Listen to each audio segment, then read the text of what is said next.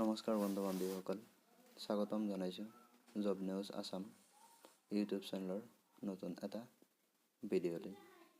আজি আমি এই ভিডিঅ'ত অসম চৰকাৰৰ আহিবলগীয়া চাকৰি পৰীক্ষাৰ বাবে অতি গুৰুত্বপূৰ্ণ কিছুমান প্ৰশ্নৰ উত্তৰ আলোচনা কৰিম।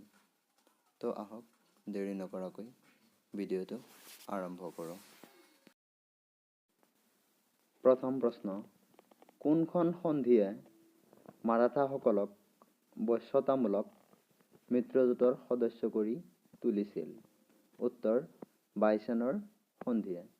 বাইচেনৰ সন্ধিয়ে মাৰাঠাসকলক বশ্যতামূলক মিত্ৰজোঁটৰ সদস্য কৰি তুলিছিল। দ্বিতীয় নম্বৰ প্ৰশ্ন, 1856 চনত কাৰ প্ৰচেষ্টাত হিন্দু বিধৱা পুনৰ বিবাহ আইন গৃহীত কৰা হৈছিল? উত্তৰ, ঈশ্বৰচন্দ্ৰ বিদ্যাসাগৰৰ। ঈশ্বৰচন্দ্ৰ বিদ্যাসাগৰৰ প্ৰচেষ্টাত 1856 চনত হিন্দু বিধৱা পুনৰ বিবাহ আইন গৃহীত কৰা হৈছিল। 3 নম্বৰ প্ৰশ্ন, কোনে ব্ৰাহ্মণ সমাজৰ বিৰোধিতা কৰি আৰু চৰ্চাৰ সমৰ্থনত ধৰ্মসভা প্ৰতিষ্ঠা কৰিছিল? উত্তৰ, ৰাধাকান্ত দেৱ। ৰাধাকান্ত দেৱে ব্ৰাহ্মণ সমাজৰ বিৰোধিতা কৰি আৰু চৰ্চাৰ সমৰ্থনত ধৰ্মসভা প্ৰতিষ্ঠা কৰিছিল।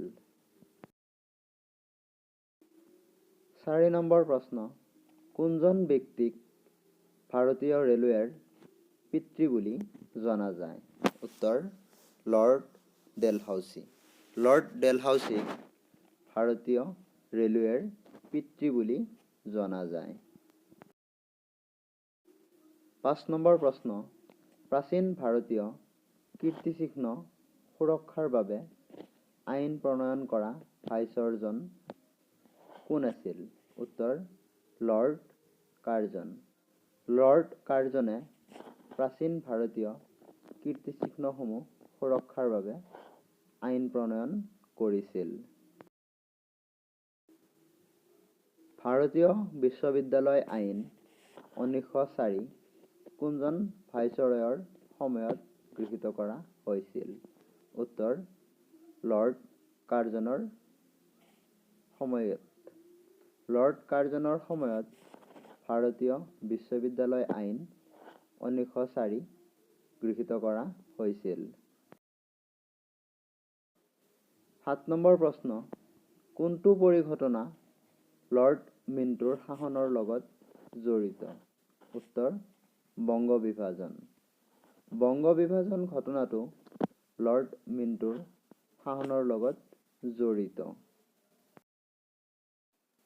8 নম্বৰ প্ৰশ্ন, ভাৰতত নিয়মীয়াকৈ 10 বছৰৰ মূৰে মূৰে লোকপিয়ল কৰা হয়। কোন বছৰত ভাৰতৰ প্ৰথম নিয়মীয়া লোকপিয়ল কৰা হৈছিল? উত্তৰ, 1881 চনত। 1881 চনত ভাৰতত প্ৰথম লোকপিয়ল কৰা হৈছিল। 9 নম্বৰ প্ৰশ্ন, টিপু চুলতানৰ মৃত্যুৰ পিছত মহীশূৰত ইংৰাজে পুনৰ কোনটো বংশ প্ৰতিষ্ঠা কৰিছিল? উত্তৰ, ৱাৰিয়াৰ বংশ। টিপু চুলতানৰ মৃত্যুৰ পিছত মহীশূৰত ইংৰাজসকলে পুনৰ ৱাৰিয়াৰ বংশ প্ৰতিষ্ঠা কৰিছিল। 10 নম্বৰ প্ৰশ্ন, কোনজন গভৰ্ণৰ জেনেৰেলে 1853 চনত কলিকতাৰ পৰা আগ্ৰালৈ প্ৰথম টেলিগ্ৰাফ লাইন মুকলি কৰিছিল? উত্তৰ, লৰ্ড ডেলহাউচি। লৰ্ড ডেলহাউচিয়ে 1853 চনত কলিকতাৰ পৰা আগ্ৰালৈ প্ৰথম টেলিগ্ৰাফ লাইন স্থাপন কৰিছিল বা মুকলি কৰিছিল। 11 নম্বৰ প্ৰশ্ন, কোনজন গভৰ্ণৰ জেনেৰেলে ফৰ্ট উইলিয়াম কলেজ স্থাপন কৰিছিল? উত্তৰ, লৰ্ড ৱেলছলি। লৰ্ড ৱেলছলিয়ে ফৰ্ট উইলিয়াম কলেজ স্থাপন কৰিছিল। 12 নম্বৰ প্ৰশ্ন, ভাৰতৰ থলুৱা লোকৰ মাজত ইউৰোপীয় সাহিত্য আৰু বিজ্ঞানৰ প্ৰসাৰৰ বাবে কোনজন ব্ৰিটিছ প্ৰশাসকে প্ৰস্তাৱ গৃহীত কৰিছিল? উত্তৰ, লৰ্ড বেণ্টিং। লৰ্ড বেণ্টিঙে ভাৰতৰ থলুৱা লোকৰ মাজত ইউৰোপীয় সাহিত্য আৰু বিজ্ঞানৰ প্ৰসাৰৰ বাবে আইন গৃহীত কৰিছিল। 13 নম্বৰ প্ৰশ্ন, শিক্ষাৰ সংস্কাৰৰ বাবে লৰ্ড ৰিপনে কিমান চনত হাণ্টাৰ কমিশ্যন নিযুক্তি দিছিল? উত্তৰ, 1882 চনত। 1882 চনত শিক্ষাৰ সংস্কাৰৰ বাবে লৰ্ড ৰিপনে হাণ্টাৰ কমিশ্যন নিযুক্তি দিছিল। 14 নম্বৰ প্ৰশ্ন, স্বাধীনতাৰ পিছত অসমৰ প্ৰথম মুখ্যমন্ত্ৰী আছিল গোপীনাথ বৰদলৈ। সেই সময়ত বিৰোধীৰ নেতা কোন আছিল? উত্তৰ, গৌৰীশংকৰ ভট্টাচাৰ্য। স্বাধীনতাৰ পিছত অসমৰ প্ৰথম মুখ্যমন্ত্ৰী আছিল গোপীনাথ বৰদলৈ আৰু সেই সময়ত বিৰোধীৰ নেতা আছিল গৌৰীশংকৰ ভট্টাচাৰ্য। 15 নম্বৰ প্ৰশ্ন, কিমান চনত চিপকো আন্দোলন আৰম্ভ হৈছিল?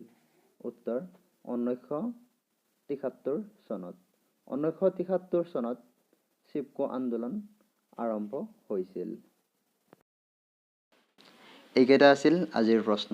যদি ভিডিঅ'টো ভাল লাগিছে, ভিডিঅ'টো এটা লাইক কৰিব আৰু এনেকুৱা ধৰণৰ নতুন নতুন ভিডিঅ' পাবলৈ চেনেলটো ছাবস্ক্ৰাইব কৰিব। আৰু যদি কিবা ভুল হৈছে এই ভিডিঅ'ত কমেণ্ট কৰি শুধৰাই দিব। ভিডিঅ'টো শেষলৈ চোৱাৰ বাবে ধন্যবাদ।